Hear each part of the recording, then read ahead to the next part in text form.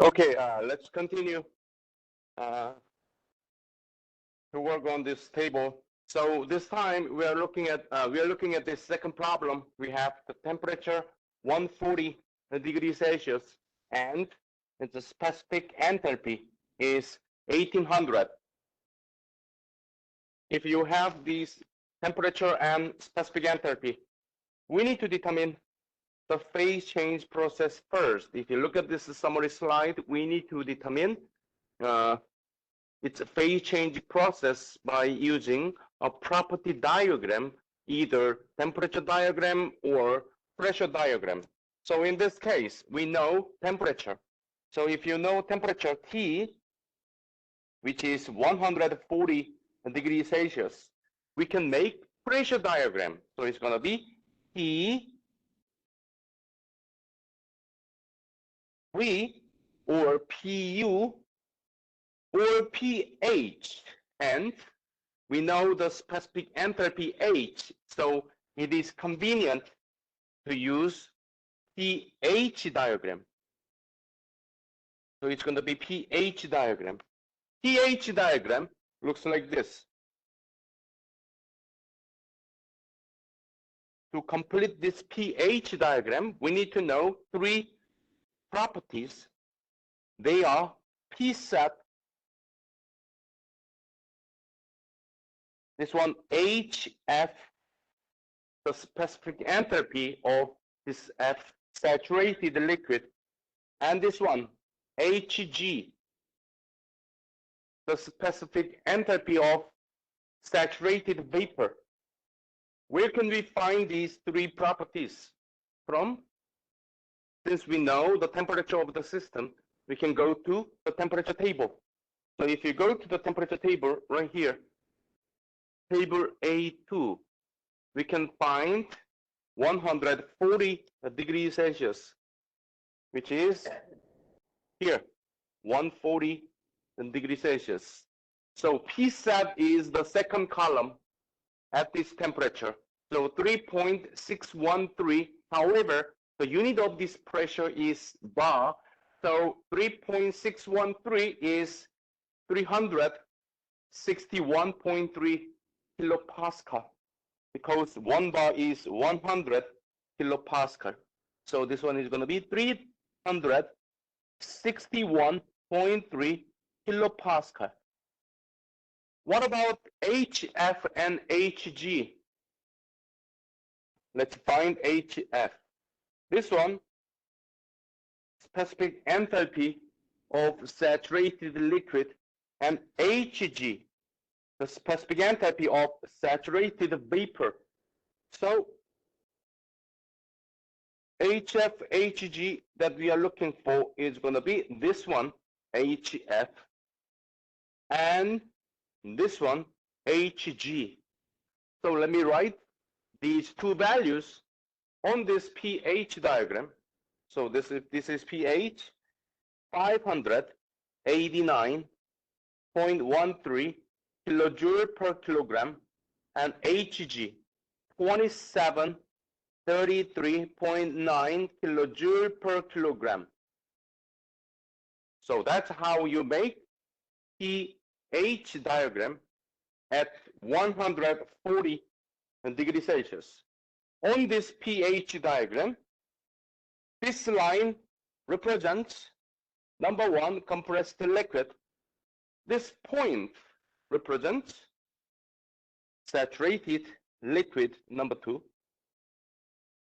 This horizontal line represents saturated mixture, number three. And this point represents number four, saturated vapor. And finally, this line represents number five, super heated vapor. So that's how we make this pH diagram using table A2. Then let's go back to the problem. So in this table, we used 140 degrees Celsius to make this pH diagram. That is a step number 1. Now it's time to locate our system on this pH diagram. How can we do that? When we say 140 degrees Celsius, that means the water should be on this line when its temperature is 140 degrees Celsius. Now we have one more clue, which is the specific enthalpy H, that the value is 1,800 kilojoule per kilogram. So where is H on this pH diagram? This horizontal axis. So let's look at 180, 1,800. So let's find it. HF is only 500. HG is 2,700. So 1,800 should be between HF and HG. So between here. So this 1,800 should be between HF, HG. So the only possible phase change process is number 3, saturated mixture. So now we know it is phase change process number 3, saturated mixture. Then what is the pressure of saturated mixture? So our system is here. Where is pressure on this pH diagram? This vertical axis. So what is the pressure at this point? T set. Since it is saturated mixture, the pressure is going to be saturation temperature, 361.3. 361.3. What about quality X? This one. How can we determine quality X? If you go back to this summary slide, if you have a saturated mixture, quality X can be determined by these linear interpolation equations. Since we know H, why don't we use this one? So let me write this equation here. H is HF plus quality X, HG minus HF. So in this case, do we know H of our system? Yes, 1,800. What about HF? We just found here on this pH diagram, HF is 589.13. 589.13. What about HG? Here, 23, 27, 33.9. HF, again, this number. So we have everything. You can determine the quality X. So once you determine quality X, it goes here. This is how you determine, you evaluate the properties at number 2, the second row. Any question?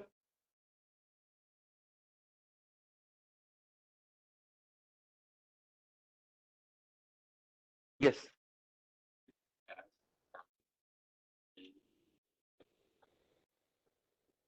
If the phase change process is number 5 or number 1, then you need to determine its pressure. However, if it is saturated liquid, saturated vapor, saturated mixture, then it's going to be P set. Then how can we determine pressure if it is compressed liquid or superheat vapor? Then based on the information given here. We have a compressed liquid and saturated vapor and superheat vapor later in the table, so you will see how we determine them, okay? So the second law is about saturated mixture. Any other question? Just to remind you, in your first exam, you will see a table like this. Of course, you will have different numbers in the table. That will be 40% of your first exam. It's not actually 40% of your first exam. It is actually, the more than 40, more than 100%. Because if you are not able to complete this table, there's no way you can solve any problems in the second exam, third exam, Thermodynamics 2, and heat transfer, and thermal lab. So this table is going to affect not only this course, 3 more courses down the road. So that's important. That's why I'm giving you 40% for free. You just need to practice, okay?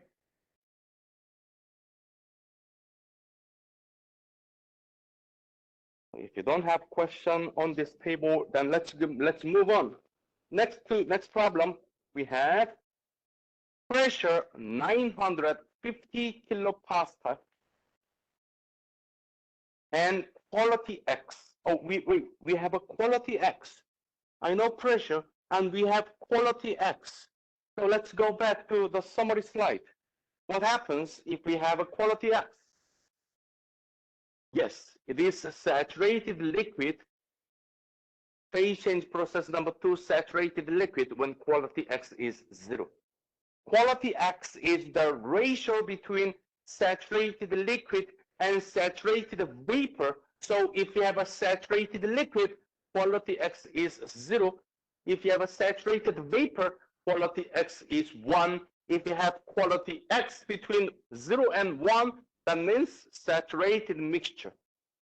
What is the quality X of super vapor or compressed liquid? There is no quality X because they are not in saturation, okay? So from this summary slide, we just learned that if quality X is 0, that means it is saturated liquid. Okay, sounds pretty simple. Phase change process number 2, saturated liquid. Then what is the temperature of saturated liquid?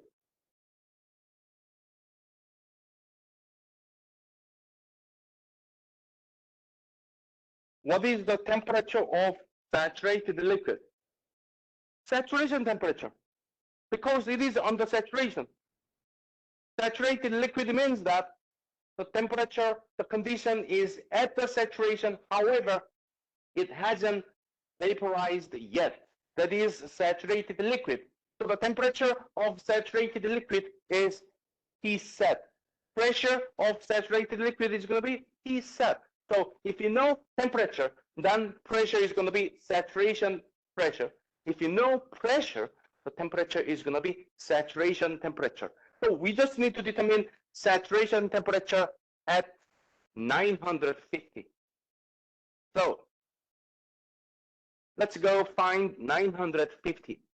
We can go to this pressure table, table A3, and this is pressure. So let's find 950. Oh, it starts with 0.04. No, this one is in bar.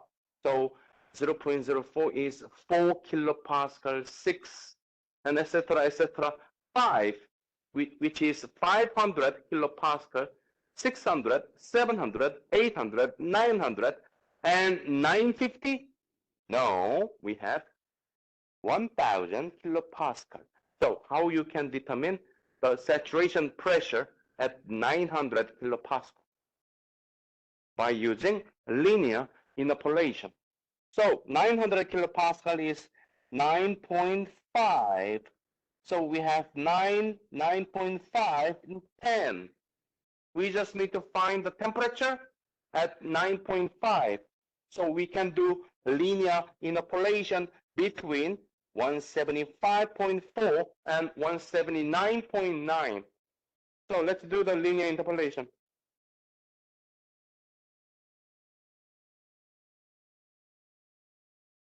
So left-hand side is set pressure. The right-hand side is T set. The lower bound is 9. The upper bound of this pressure is 10. The corresponding T sets, they are 175.4. That is T set at 9.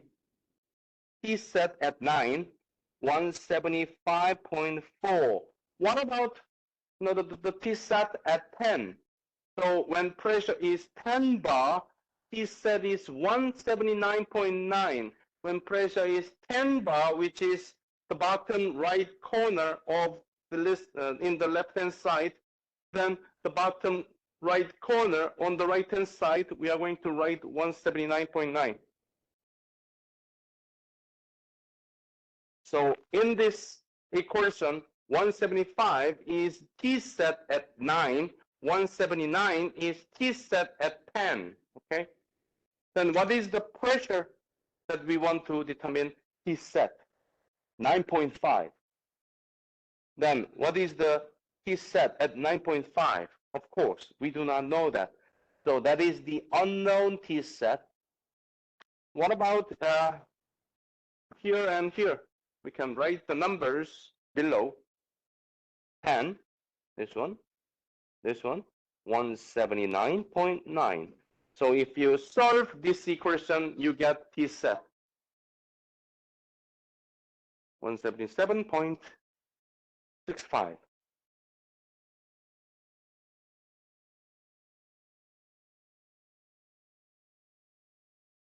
That's how you determine T set at 9.5. And we need to determine one more property, which is specific enthalpy H. So how do you determine specific enthalpy H of saturated liquid? You can go back to the summary slide. So if you have saturated liquid, then how would you determine specific enthalpy H? H is HF.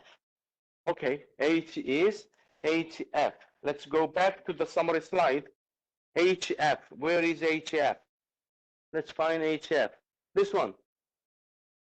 So what is HF at 9.5? This one. So how are we going to determine HF at 9.5? Another linear interpolation. So let's do it again. 9 and 10, and HF at 9 is 742.83. HF at 10 is going to be 762.81, and the pressure of our system is 9.5. So I'm going to write here 9.5, and the unknown HF is going to be right here. Then this one goes up 10. This value goes up 762.81. So if you solve this equation, you get HF 752.82.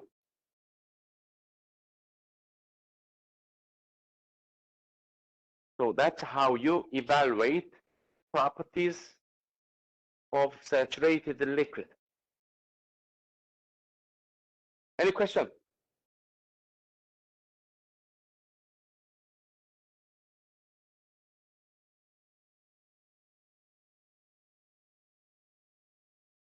Anything difficult? If I give you this table in your first exam, can you solve it?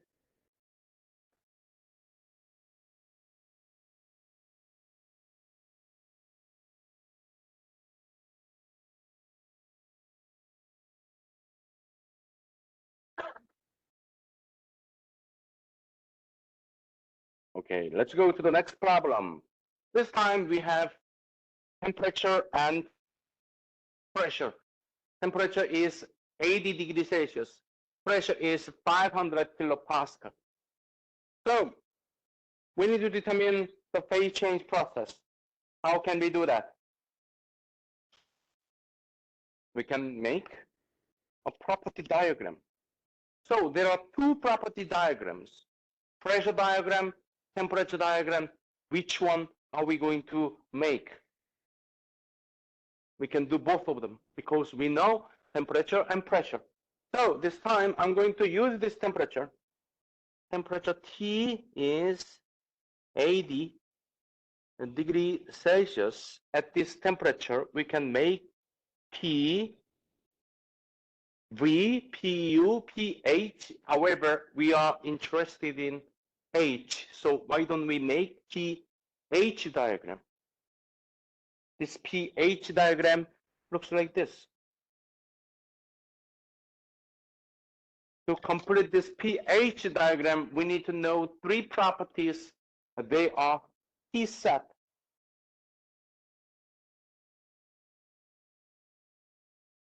HF, HG. On this pH diagram, this line represents number one, compressed liquid. This point, number two, saturated liquid. This line, number three, saturated mixture. This point, number four, saturated vapor. This line represents number five, superheated vapor. So we are ready to, no, we are not ready. We need to find P set, HF, HG at 80 degrees Celsius. So let's go to the temperature table.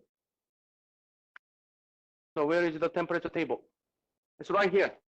So 80 degrees Celsius, 50, 60, 70, and 80. We have 80, so we don't need to make another linear interpolation. So at 80 degrees Celsius, where is P set? This one. Where is HG, HF, HF, HG? So this one and this one. So these are the three properties. By the way, this pressure is in bar, so you need to convert into kilopascal. So let's do that.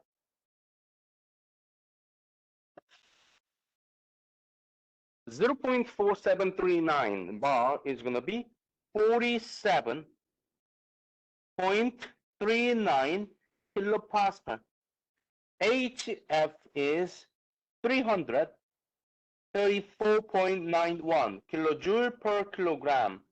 HG is 2643.7 kilojoule per kilogram. Then now we are ready to solve this problem. So what do we want to determine? The phase change process. So we have 80 degrees Celsius. That means that our system should be on this line. Then we have pressure, 500 kilopascal. On this pH diagram, there is pressure. So let's find 500 kilopascal. There is a reference number, 47. Then where is 500? Up here. So the only possible phase change process is going to be number one. So 500 is 500, should be somewhere up here. So the only possible phase change process is going to be number one, compressed liquid. Then what is the quality X of compressed liquid? There's no quality X for compressed liquid. Then how can we determine its specific enthalpy? If we have compressed liquid, there are two options. The first one, when pressure is low, the other one, when pressure is high. When pressure is equal to or greater than 2.5 megapascal, then we go to table A5. However, the pressure is only 500 kilopascal, so it is less than 2.5 megapascal. If pressure is less than 2.5 megapascal, this is how we determine its property. H is HF at the given temperature. So let me write this equation here. H is HF at the given temperature. Oh, what temperature? 80 degrees Celsius.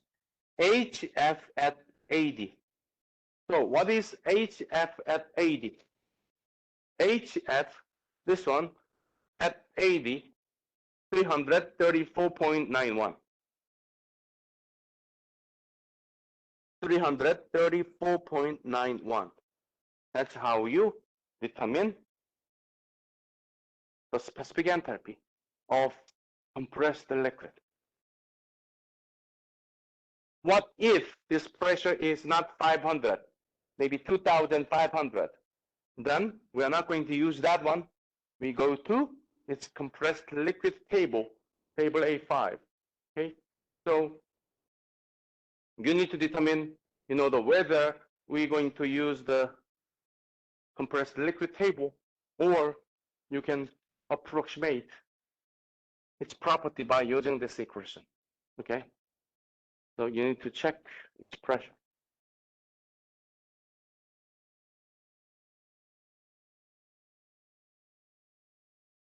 Any question? No? The last problem. This is the last one. Okay. Now this time we have pressure 1,000. Specific enthalpy 3,000. So we need to determine its phase change process first. So how can we do that? We need to make a property diagram. Do we know temperature? No. So the only property that we can use to make a property diagram is going to be pressure. So pressure is 1,000. P is 1,000 kilopascal. Then what kind of property diagram we can make? T, V, U, H, of course H, because we know H. So let's make TH diagram. TH diagram looks slightly different from pH diagram. This is pH diagram.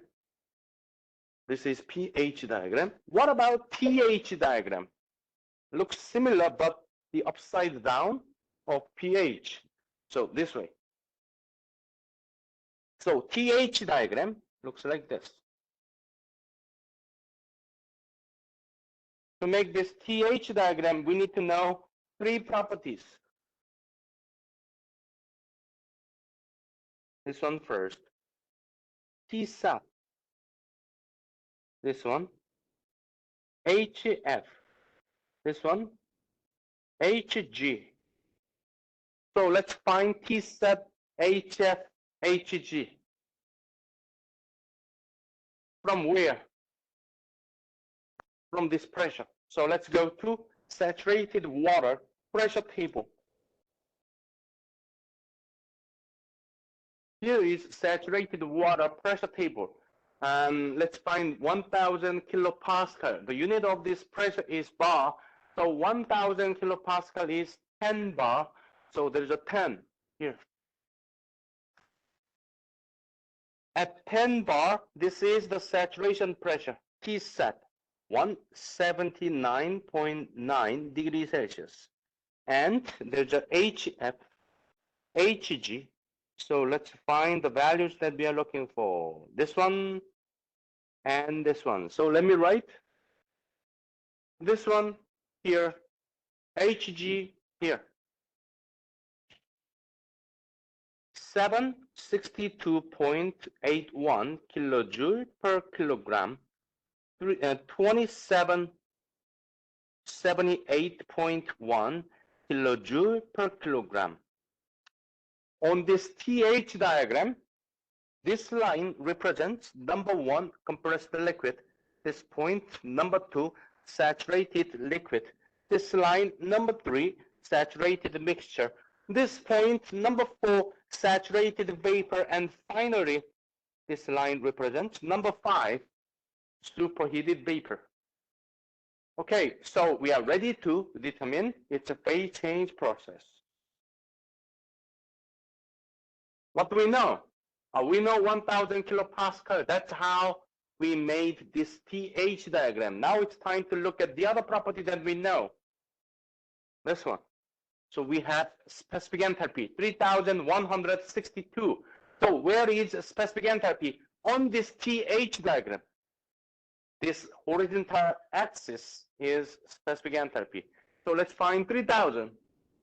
This one, HF is less than 3000. HG is only 2700. So it is less than 3000. So where is 3162? Somewhere on the right here. So the only possible phase change process is going to be number 5, superheat vapor. So phase change process number 5, superheat vapor. What is the quality X? Oh, there's no quality X. And the only thing we need to determine is temperature T. So if you know you have a superheat vapor, you can go to superheat vapor table. Table A4. Table A4, superheat vapor.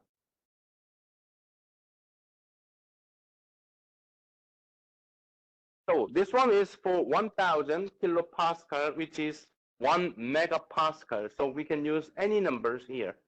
And what we know is the specific enthalpy, 3162.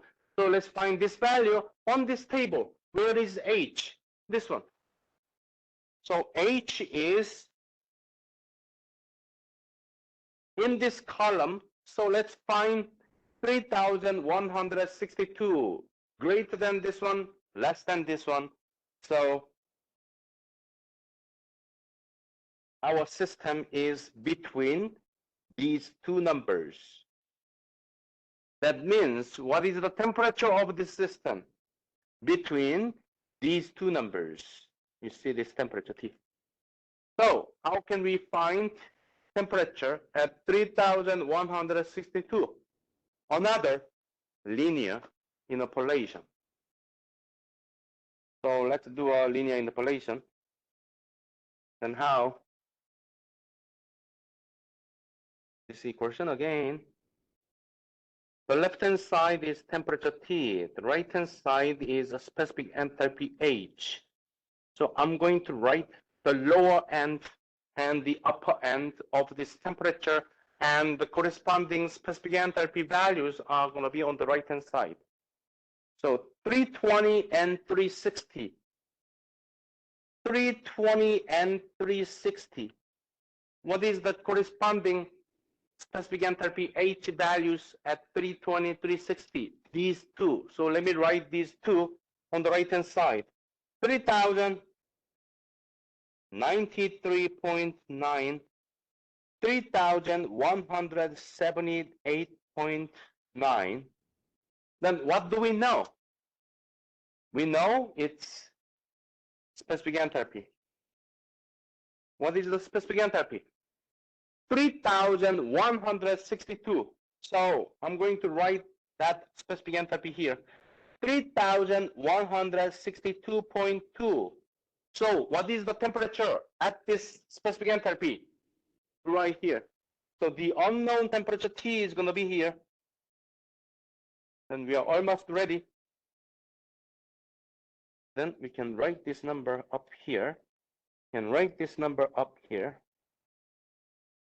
So if you solve this equation, you get temperature T.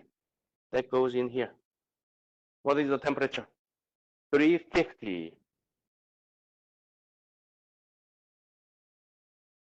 So that's how you analyze this superheat vapor.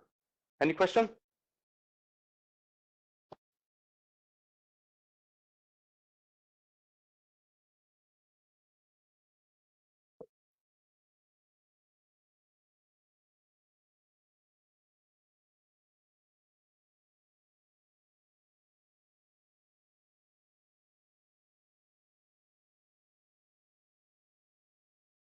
So now the question is, if I give you this table problem in your first exam, can you complete the table?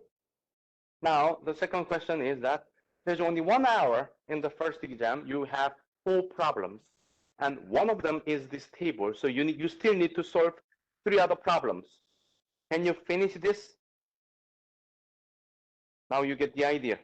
You need to practice as many times as you can. So, that you don't spend an hour to complete this table.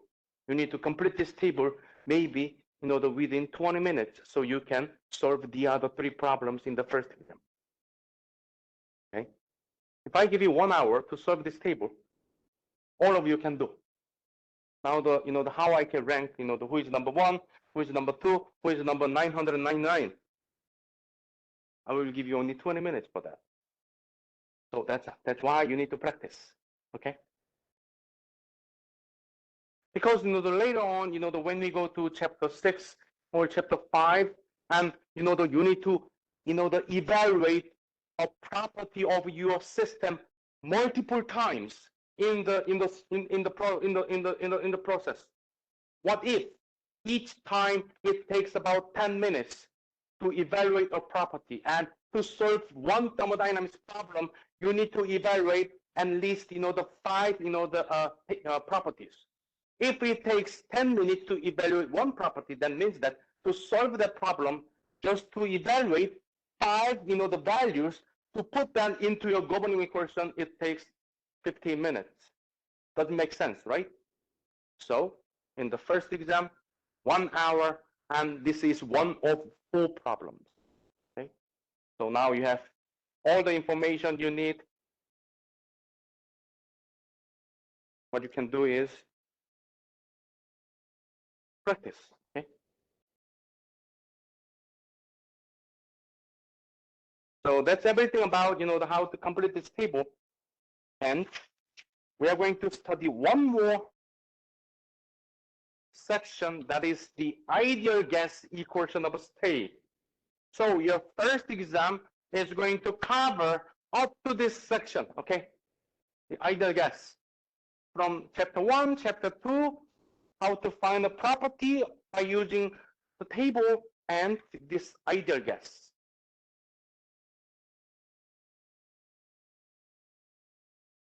That means your first exam is going to be a week from today, next Tuesday.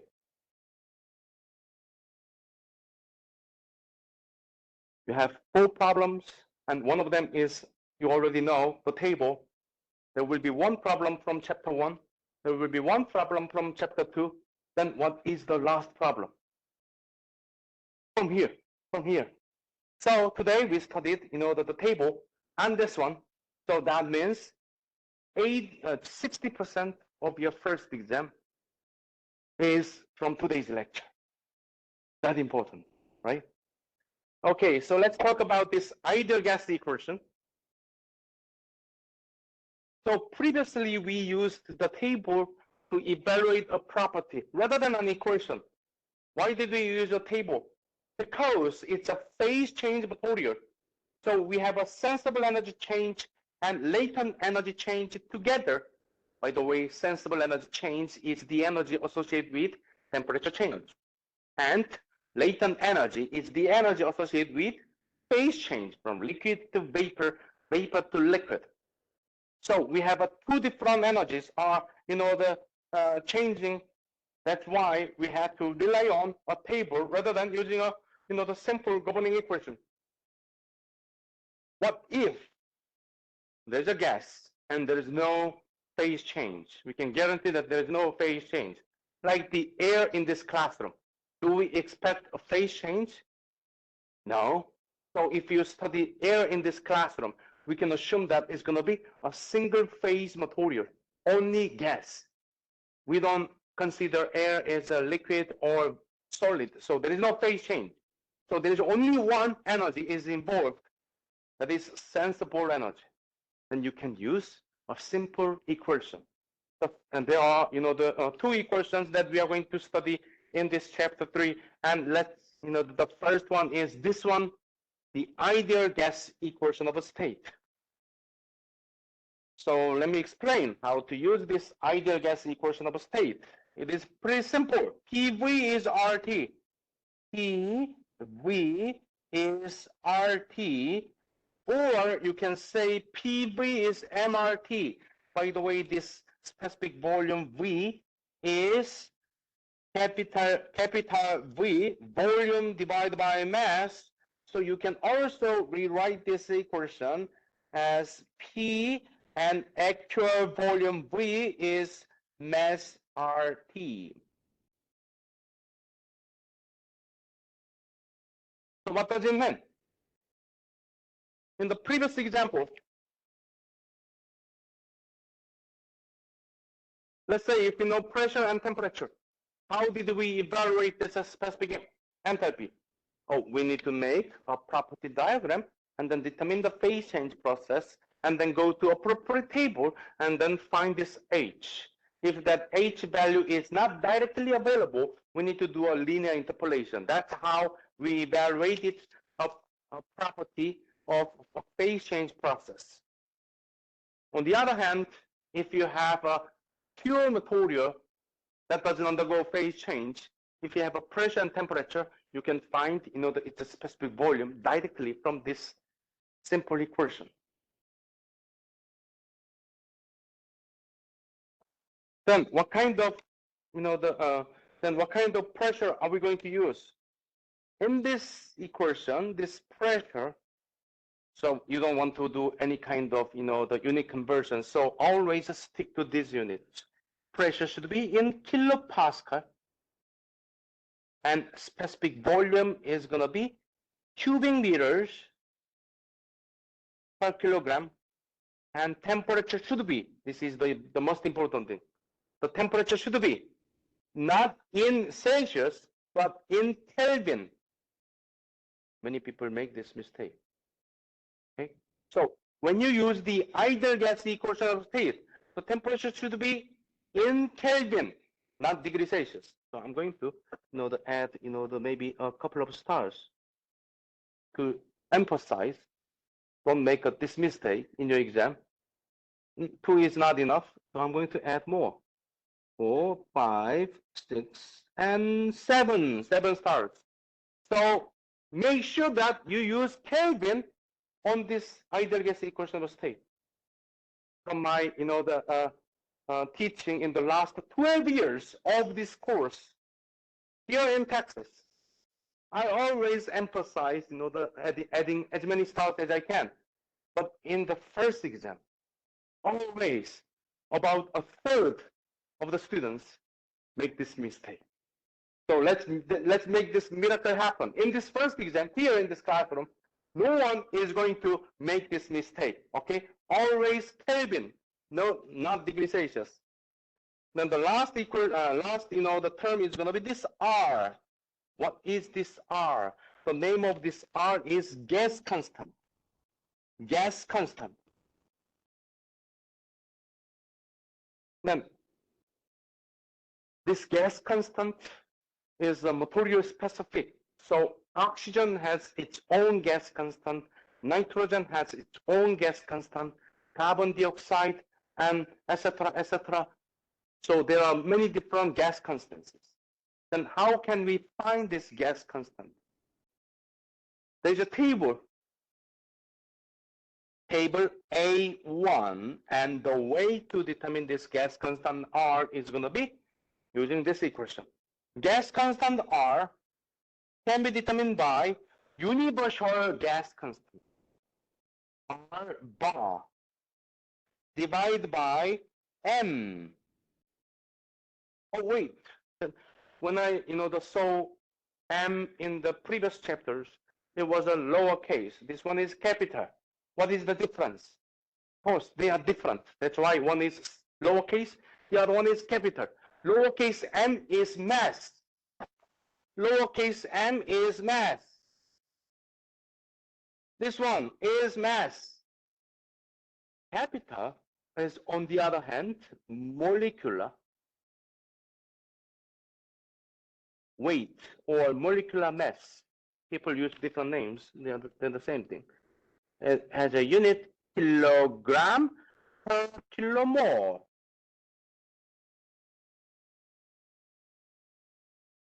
What does it mean? When we have 1 kilomole of oxygen, and the mass of the system is going to be this much kilogram. That is molecular weight. Then where can we find this molecular weight?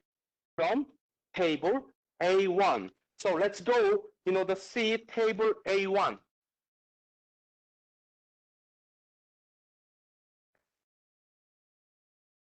If we go to this table A1, you see this third column is going to be capital M, molecular weight or molecular mass. They mean the same thing. And oxygen has a molecular weight of 32 kilogram per kilomole. So if you have oxygen, it's going to be 32. So for example, if you have oxygen, molecular weight of oxygen is going to be 32 kilogram per kilomole. What does it mean? It means if you have 1 kilomole of oxygen, the mass of that oxygen is going to be 32 kilogram. Okay, I get that. Then what is 1 kilomole? 6.022 times 10 to 26 numbers of molecules. How many? A lot, right? So 1 kilomole means 6.022 times 10 to 26. So what is oxygen? Oxygen is O and O, so O2. So this is oxygen, right? Chemical formula. So this is one molecule. One molecule of oxygen has 2 oxygen atoms. So they are connected in this way, covalent bonding, right? Okay, it's not a chemistry class, but so if you have, this is one molecule. If you have this many, if you have these many, 6.022 times 10 to 26, I don't know how to, the thousand, million, billion, trillion, and etc., etc., etc. There used to be a word to represent that, but it's a lot. So if you have these many oxygens, then the mass of these many molecules is going to be 32 kilograms. That is molecular weight. Okay. So anyway, so if you use this molecular weight and this universal gas constant R, by the way, this universal gas constant is always the same number, 8.314 kilojoule per kilogram Kelvin, kilomole, I'm sorry. Then you can determine this gas constant R. Just for your information, there are many different gases, and one of the most widely used gas in our engineering system is what? Air. So gas constant of air, it's a common, the knowledge, so you can memorize them. Gas constant of air is going to be 0.287 kilojoule per kilogram Kelvin. So you can use this one here. Then, if you know, let's say, the pressure of oxygen, air is 100 kilopascal, temperature is 300 Kelvin, then can you determine the specific volume? Then you don't have to determine the phase change process. You don't have to look at any table. You can just use this equation to determine the specific volume.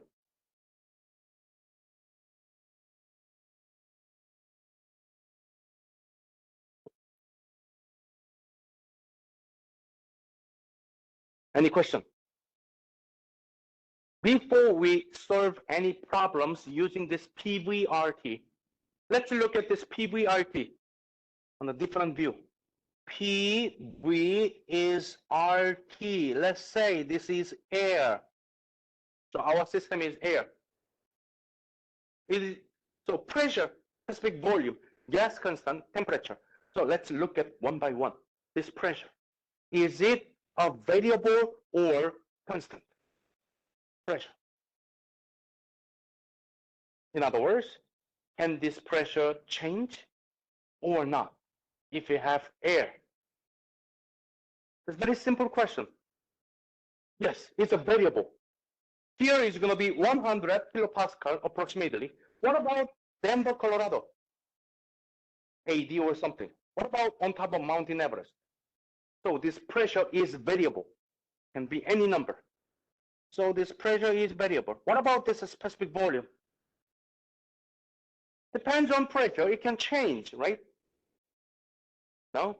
Yes. So specific volume is variable. What about this temperature? Here, 20 degrees Celsius. What about go outside under the sun? Maybe hotter than here. So the temperature can be any number. So it's variable. What about this gas constant? Is a variable or constant? It's a very silly question. The name is gas constant. So it's constant. So we have 3 variables and 1 constant. So this constant was pretty shy. So this variable moves to the left-hand side. So let's see what happens. PV, if you divide each term by temperature, over T is going to be R. So let's look at the left-hand side. We have a variable, variable, variable. They're all variable. But if you combine these variables in this form, PV over T should be what? Constant. So if you have air, no matter what temperature, what pressure, if you calculate PV over T, all that air should be always gas constant R. So that means if you have an air system, I'm going to heat this system. Initially, this pressure, this volume, this temperature, it should be the same as P2V2 over T2. So let me explain how powerful it is. Let's assume that we have a small box, rigid container that has the air inside, and the pressure is going to be initially 100 kilopascal. So initially 100 kilopascal. The temperature is 300 Kelvin. So now I'm going to heat the box, and the temperature becomes 600. So I'm going to heat this box, and temperature becomes 600 kilopascal. What is the pressure? And how can you solve it? You can use this equation. Oh, initial temperature, 300 Kelvin. The final temperature, 600 Kelvin. Then what is the specific volume? I have no idea. But what is the relation between V1 and V2? It's a rigid container, so the volume does not change. Mass is conserved. So V1 should be the same as V2. Then P1 is 100 kilopascal. What is P2? 200 kilopascal. Problem solved.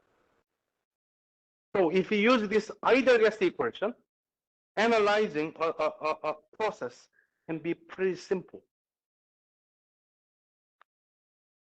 So 2 equations, PVRT and P1V1 over T1 is P2V2 over T2. So I have a couple of practice problems, but before going there, now you can see how powerful this ideal gas equation is. If you compare the table problem before, just to evaluate a property, we have to go through a lot of processes, right? Making a property diagram, and then locate our system, and then go to the summary slide and find the the appropriate table, and look at the table and find the property. If the property is not directly available, we have to do a linear interpolation. But if you use this ideal gas equation, it's pretty simple. And the question is, can we use this ideal gas equation all the time?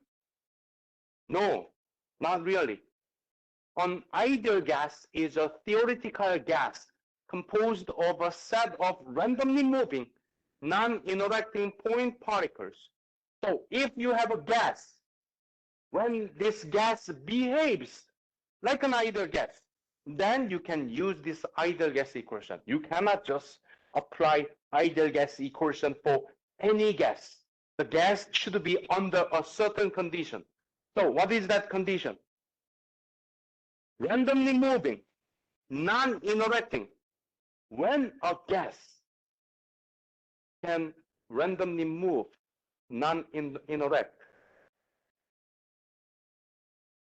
So if you look at this gas system, we have a gas system. Let's say, the oxygen. So oxygen here, oxygen here, oxygen here. oxygen here, oxygen here. Do you think that they can randomly move? I'm not sure. Then let's do a comparison. So this is system A, and there's system B. So there's oxygen and oxygen, oxygen, oxygen, oxygen, oxygen. So between these two, which one looks like, the gases can randomly move? A or B? A 50% chance to be right, right? So which one do you think gas behaves like an ideal gas? A, because you have a more, the space is to move around. So this one can randomly move compared to this one, right? So what is the difference between this gas and this gas? This one is under pressure. In other words, what is the density of this one and the density of this one? So this density should be greater or less? This density should be less than this one. Here it is more, the compact, so its density goes up. So density is pretty high here under pressure. This one density is pretty low. So when the gas density is low, you can assume that the gas behaves like an ideal gas. Then when its density is low, when pressure is low or temperature is high. That means when pressure is high or temperature is low, you cannot use the ideal gas equation. So that's the condition. So let's say there's an oxygen and under 30 megapascal. Can you apply the ideal gas equation? No, it is under a great pressure. So gases in the tank cannot randomly move. So that information is, so that is written here. Real gases behave as an ideal gas at low density. When pressure is low, temperature is high. In other words, when temperature is low and pressure is high, you cannot use this ideal gas equation. That's the limitation. The last one. Is water vapor an ideal gas? No, wait. No. Water vapor can condense and it becomes, the liquid and vapor. So there's a phase change. So you never use ideal gas equation for water vapor. So that completes everything, and we have 2 practice problems. So let's solve them together. So the first one, we have a rigid tank contains an ideal gas at 1227. So we have a rigid tank. So rigid tank. When I say rigid tank, what is the condition of this rigid tank? What information we can get? Volume is constant, right? So V1 is the same as V2, that is rigid tank. Then it has a temperature, T1 is 1227 degrees Celsius. Pressure is 200 kilopascal, this is gauge pressure. And this gas cools down until the gauge pressure is 50 kilopascal, that's gauge pressure. And if the atmospheric pressure, PATM, is 100 kilopascal, what is the temperature T2?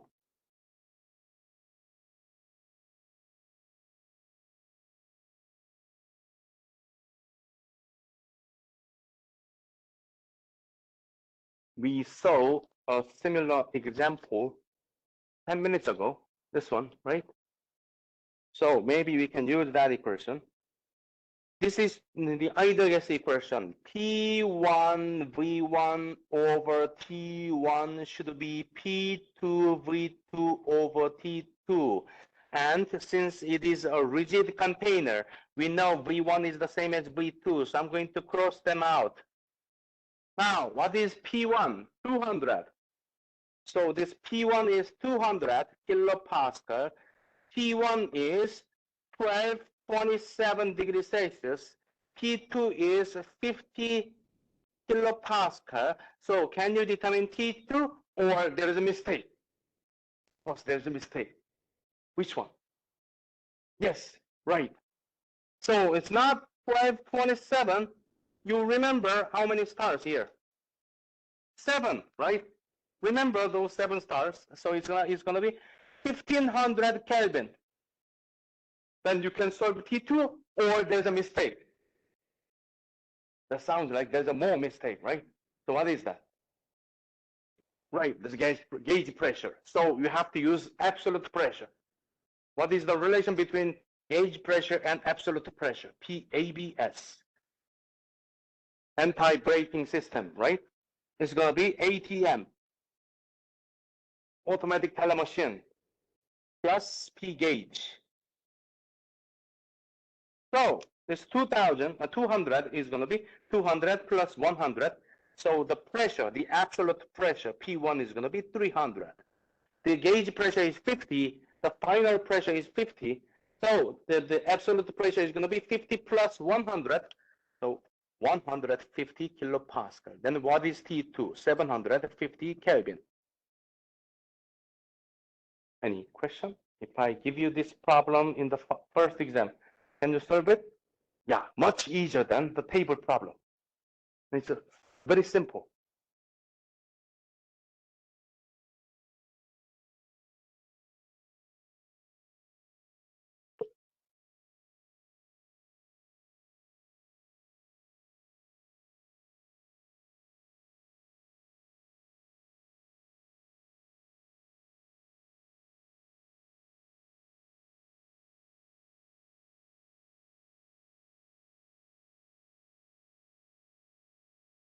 Okay, we have an argon in the amount of 0.6 kilograms in a 0.05 cubic meters piston cylinder device and 550 kilopascal. So T1 is 550 kilopascal and V1 is 0.05 cubic meters and M is going to be 0.6 kilogram. Now it's the piston is going to move, so the volume is twice. So V2 is 0.1 cubic meters. And during this process, the temperature remains constant. T1 is, I don't know what is T1, but we know T1 is T2. What is the final pressure, P2? By the way, why don't I say M1, M2? It is a closed system and is constant. So how can you solve this problem? We can use this equation again. T1 V1 over T1 is P2 V2 over T2. We already know V2 is V1 times 2. V2 is V1 times 2. And temperature remains constant. T1 is the same as T2. T1 is, and then V1 can be cancelled out. P1 is 550. T2 is what? 275 kilopascal.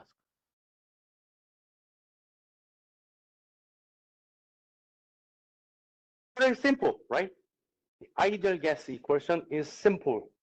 That means it is powerful. However, it has a limitation, right? The gas should behave like an ideal gas to use this ideal gas equation. So this completes everything in the final in the first exam. So let me give you a summary about our first exam. We have about 10 minutes. By the way, any question about this problem? No? Okay. So we studied chapter 1, chapter 2, and chapter 3. And I already told you that there will be a table problem. Can be T, C, H, U, V, X, and phase change description. I don't know which one is going to be there. I don't know how many of them, how many lines, okay?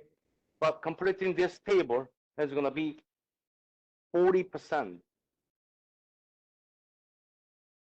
And I already told you that there was a pressure, manometer, barometer, and pressure relation in chapter 1. Delta P is rho G H, which is 20%. So one problem. And we studied, I need to make a problem. in chapter 2. So what we studied in chapter 2. You remember that mechanical energy per unit mass, and power generation potential, right? You remember that, right? And the efficiency. There will be one problem using that material. Then what is 20, 20, 40? So 80%. What is the remaining 20%? Yeah, ideal gas equation.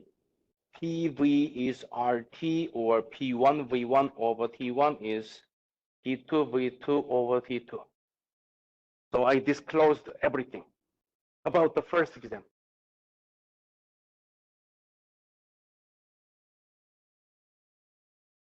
Yes. Yes, you can have one page, letter size, not the size of this screen, okay? Front and back, you can write anything. You can do a handwriting, or you can print it out, doesn't matter, okay? But I recommend you to make one that you can use it, the later, once you go into a career, okay? Thermodynamics, heat transfer, they follow you on your path, because that's the basics in terms of energy. Whenever you have energy in your engineering device, always there, right? But you don't want to read 1,000 pages textbook, or every time when you have a question about thermodynamics in your the design or something. Then you can use your own cheat sheet. Okay.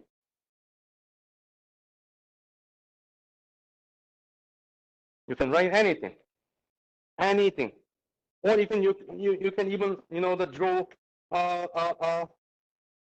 your face or something like that. Anything, or make it cartoon or something, and you don't have to submit your the formula sheet. You are going to update your formula sheet for the second exam and the final exam. So in this room, when you take the final exam, you have to have one formula sheet. It's a complete version. So front and back, write down anything important for you, from chapter 1 to chapter 9, so you can laminate it and then use it in your career. Okay, instead of carrying this big textbook.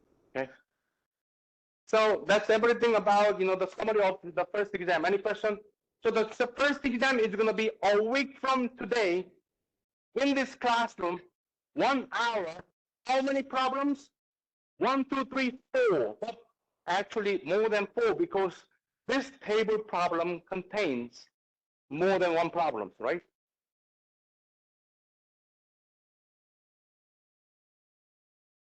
That's it. Thank you.